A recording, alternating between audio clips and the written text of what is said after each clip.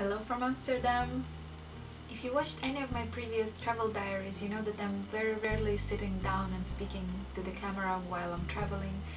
And I kind of want to change this because lately I feel like maybe my channel is not really representing who I am and how I am.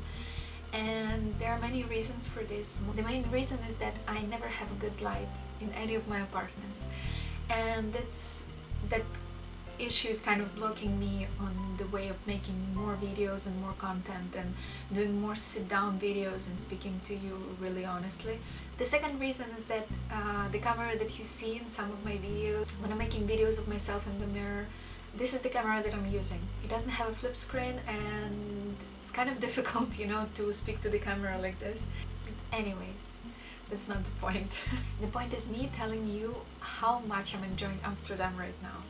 I came here midday yesterday and it took me some time to find my Airbnb because I rented an Airbnb a bit outside of Amsterdam, even though I really enjoy this place and you can see it's super beautiful, and I think that I'm including a small room tour into the video so you will see how nice it is and how great of a breakfast they're giving me and how nice they are. I honestly wouldn't suggest for you to rent your place outside of Amsterdam, especially if you're coming here only for 3 days.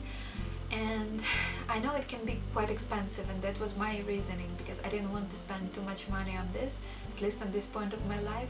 But I think that actually in this case it was worth it, mostly because, you know, everybody's saying how nice the transit system and the transportation system is in Amsterdam and around Amsterdam, but in my experience it's not as great as people say. It's kind of difficult to understand which trains are going where, and yesterday, I don't know, because of my personal stupidity or because it was really way too complicated to understand, I took the wrong train twice and I spent 1 hour of my day, at least, I think around actually closer to 2 hours of my day just riding trains in opposite directions and kind of passing the place where I'm staying but not being able to go out. And anyways, it was a huge big mess and let's not get into this. Anyways, the video is about how much I'm enjoying Amsterdam, not what I don't like about Amsterdam. For the last, I want to say 4.5 years of my life, I travel quite a lot.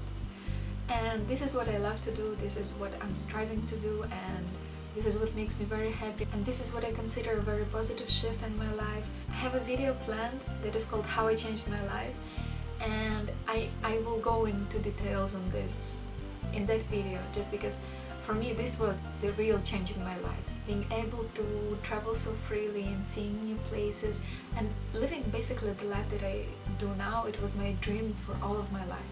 So in the past 4.5 years I traveled quite a lot, and most of those travels, I would say 95% of those travels, it was just me by myself, with my suitcase, with my camera, exploring the world. I've been to many places by myself, many cities, many museums, many important historical sites. I met many people, I went on many walking tours, I walked many cities by myself, I did many things. But I don't think that there was ever a city that would touch me so deeply as Amsterdam did in only 1.5 days. I don't know how to explain it, maybe because I'm way more connected to the stories that I can hear here. But yes, today is my first full day in Amsterdam. I had half a day yesterday and full day today, and I'm feeling so deeply touched, I cannot even explain to you. For yesterday afternoon I only had one thing planned, and it was going to the Van Gogh Museum. And if you're following me on Instagram, or if you check my Instagram story, you know how happy and overwhelmed I went out of this experience. And if you don't, then keep listening. Since I was doing my bachelor degree, I was very much into arts and history of art, and I was collecting books and I was collecting magazines and everything that was related to art. And I was always very touched by his story, by his life story, and I was always thinking about him as about a dreamer, about a person who had his own hopes and his own dreams. He was a big enthusiast of what he was doing, and he loved art so much. He never stopped painting. He was mocked, he was humiliated, people were making jokes about him, people were undermining him, people were humiliating him for not knowing how to paint in the traditional way, and he never gave up. He was painting until the day he died. Doesn't matter how difficult the times were, doesn't matter how depressed and how miserable he was feeling. And I was always feeling like it's so unfair that a person, such a brilliant person, died in such deep poverty and so unhappy and so miserable and so unfulfilled. And I was always thinking that if he came into our days, he would have never believed how much people love him right now. And then again, if you're a Doctor Who fan, and at one point I used to be, you know that there's a beautiful episode of Doctor Who, I believe it's with Matt Smith already. In that episode they're going back in time and they're meeting Van Gogh, and he's very sad and he's feeling very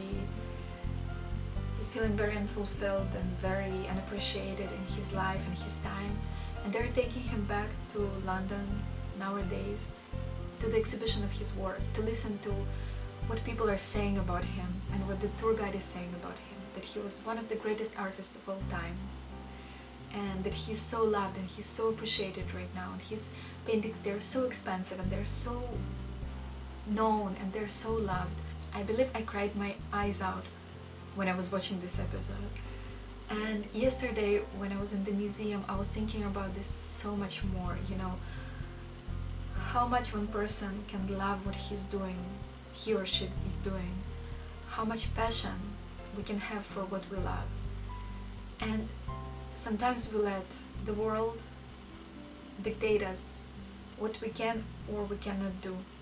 And sometimes we let the world tell us where we have talent or where we don't. Talent is a very relative thing. Genius is a very relative thing. So the lesson that we can take from his heritage, from what he left us, from all those beautiful paintings and all those beautiful colors and all of his legacy, is to never give up. Never give up. Do what you love. Do what makes you happy. Don't listen to anyone else. Just do it. I think I spent about 4 hours in the museum, maybe even more.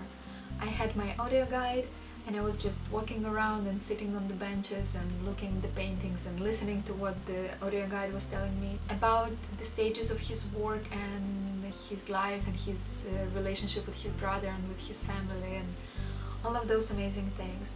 And my suggestion, if you will ever go there, if you will ever come to Amsterdam, please go to this museum. And if you will ever come to the museum, please take the audio guide and listen to everything that it's going to tell you. All the stories, all the remarks, everything. Because this is how you get the full experience. And the most touching thing happened on the last floor.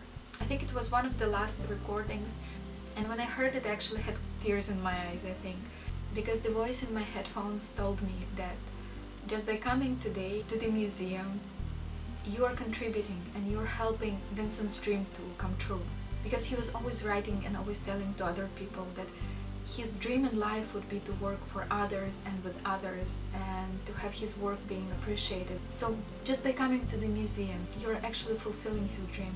At least after his death, his work is appreciated and he is so very much loved by everyone. All of his hard work, all of his passion, all of his commitment to art, it's all appreciated now.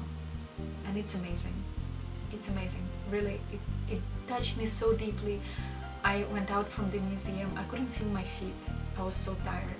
But I was just walking randomly around the city, and I think I went back from the museum till the train station, just walking, because I was so overwhelmed. I was so touched. I was so, impressed with the art. It's how it's supposed to be. This is real art. This is the power of art. And the second thing I really want to reflect upon that also touched me very, very deeply, even though I knew it will, but still I really want to reflect upon this moment. If you've ever been to Amsterdam, you know that sometimes getting tickets to some of the museums or some of the sites is quite difficult, in the way that either you need to wait in line or you need to book well in advance. And with the Van Gogh Museum, I actually booked well in advance. I bought my ticket online. But then I also knew that I would love to go to Anne Frank's house. I knew that I want to book the ticket online just because I really wanted to avoid standing in line. Also because the weather is not the best here right now, let me tell you. I'm actually living here in the hardcore cashmere and cashmere with a parka on top situation. I have my cashmere sweater and cashmere scarf that you already saw, and the very big parka jacket, and still it's kind of not warm, you know. So I really didn't want to stand in line outside. I went online and the museum's page told me that it's impossible to buy tickets in the line right now because they're doing some sort of construction by the house. So if you want to go there, you kind of have to buy a ticket online. But there were no time slots left. For the whole time that I'm here, everything was completely booked. So I guess I will not visit Anne Frank's house this time around, but it's going to be one of the reasons to come back again. I decided that I will definitely do a walking tour. So I went on a tour today and it was amazing. I will leave all the information down below. It was by far the best walking tour that I've ever been on. If you have at least one morning or one afternoon in Amsterdam, that's the thing to do. Just because you will know many things about the city after that, and I believe more than if you would walk by yourself. Our tour guide's name was Sam, and he has a background both in theater and in social work. And it really shows because he is very engaging and he really manages to create a great group out of all of you random people who just came for a walking tour. So when he was telling us about Anne Frank and all of her dreams and hopes, you know what? I knew that I want to go to Anne Frank's house, and I read Anne Frank's diary, and I kind of know the story, and I kind of come from the country with a very difficult history regarding Holocaust, and still I was so impressed. I was still so touched so deeply. You know, kind of reflecting on these 2 days, I can say that both of my experiences were about people who never got to do what they wanted to do. Kind of. Because Vincent van Gogh, he wanted to be a great artist, he wanted to be appreciated, he wanted to be heard, basically. He wanted to be understood, no? And Anne Frank, she was writing her diary and she was practicing to be a writer. She wanted to write, she wanted this as her career, and she never got to do it. So yeah, these 2 days were very emotional for me, and I kind of reflecting upon this right now. I was just sitting here with a cup of tea and trying to work a little bit, because you may or may not know, but this year I'm participating in the National Novel Writing Month, and I'm actually doing very well. Today is 11th of November, and till now I wrote every single day of November apart from one. It was the day when I came back from Paris, and it was after a 5-hour bus ride, so I just forgot. So I was working and writing, and I started reflecting a little bit upon all of these things that I was just speaking about, and you know, it hit me again.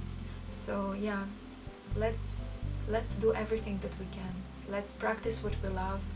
Let's work hard on what we love to do. Let's create, let's be creative, let's be optimistic in photography, in arts and videos, in writing, in blogging, in everything that you want to achieve. Just work on it. If you're looking for some sort of a sign or positive encouragement or whatever, this is it. If you found my video, this is your encouragement. Please do it, don't waste your time. We never know our life path. We don't know what's going to happen tomorrow, what's going to happen in half an hour, and we don't know how much time we have on this earth. It's terrifying, but it's kind of nice also, because anything is possible. If you don't know where is the end, anything is possible. But so, let's work hard, and let's support each other, and let's be kind to each other, and let's fulfill our dreams. And then maybe it will be your painting or your book or your life story that will touch someone so deeply as these stories touched me. Even though I knew both of them, you know, just touching the history and understanding that this is the place where it all happened, and this is the painting that was painted by this amazing person, and just being so close to it, feeling its reality, you know. We still have one more day left in Amsterdam.